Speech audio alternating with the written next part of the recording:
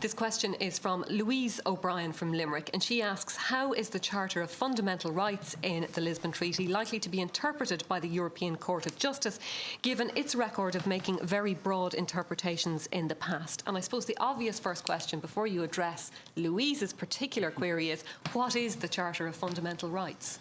The Charter of Fundamental Rights is a document that's attached to the Lisbon Treaty and which will become part of the legal structure of the European Union if Lisbon is ratified, and it sets out a number of rights. But the difficulty with the Charter of Fundamental Rights, which the yes side are saying is going to be such a great gain for people, is that the rights in it are quite conditional and often conflict with other rights that are established in the treaties. And where this conflict really comes into sharp focus is on issues to do with workers' rights. So, for example, the Charter of Fundamental Rights does give people the right to join a union, engage in strike action, collective bargaining, and so on.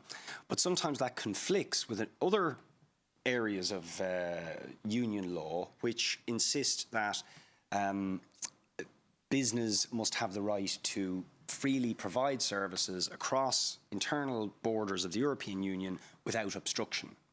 And a number of important cases adjudicated by the European Court of Justice show what happens when these rights clash. Okay, so essentially then, if I could distill your argument, are you saying that the Charter of Fundamental Rights, that's great, it's all well and good, but maybe it's not as powerful as some people are telling us it is? It's not, because in the Laval judgment and the Viking judgment, where the Charter of Fundamental Rights was cited by representatives of workers, trade union representatives and so on, as the basis for them taking industrial action to protect wages and conditions agreements in Sweden against social dumping and undercutting by companies from lower wage economies, what the European Court of Justice adjudicated was that they didn't have the right to take industrial action to maintain existing wages and conditions. That's probably a case that a lot of people will remember. Laurent, what's your perspective on this question?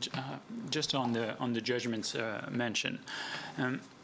First thing, they were decided before the Lisbon Treaty obviously enters into force. So we cannot assess the impact of the Charter on judgments decided before the Charter is actually legally binding. These judgments have been misunderstood by critics of the EU. Actually, in these judgments, the Court of Justice recognized social dumping as a legitimate objective. So whenever there is a conflict between the right to strike, for instance, in one member state, and the freedom and the free movement rights of workers, then we should balance conflicting rights on a case-by-case basis. But it is deeply misguided to argue that the Court of Justice always is on the side of big businesses or whatsoever.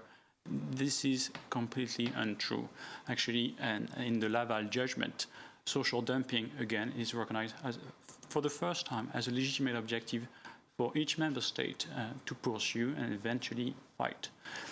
Now, on the EU Charter of Human Rights, on the EU Charter of Fundamental Rights, if we say yes to the Lisbon Treaty, for the first time, the EU will have its own Bill of Rights.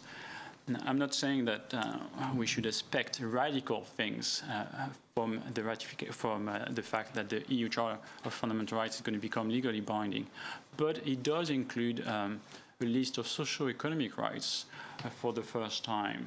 And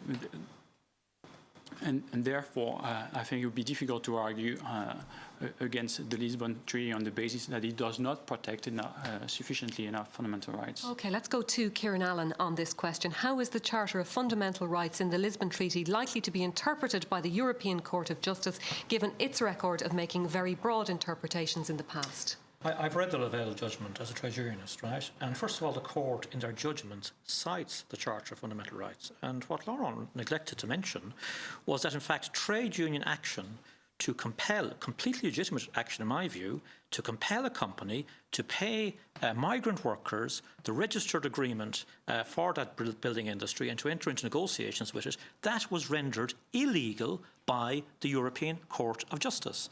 Secondly, in the Ruffert case, an attempt, for example, to establish that if you Maybe contract out... you just tell us, if you could, what the Ruford case is, because I don't think many Okay. people will be as familiar with that one. The Ruford case concerns a local authority who wanted to subcontract out work to a contractor who in turn subcontracted out to a sub-subcontractor. And in this case, the subcontractor refused to pay the registered agreement, the collective agreement in that area. And again, the court ruled that they weren't compelled to do so because, if you like, this very vague freedom of workers clashes with the freedom to provide services. And in that case, the court rules in terms of the need of business to provide services. So there are clashes of rights. Can I just make one other point on the Charter of Fundamental Rights? Okay. You see, the problem is that the Charter of Fundamental Rights says things in general. For example, you have a right to privacy.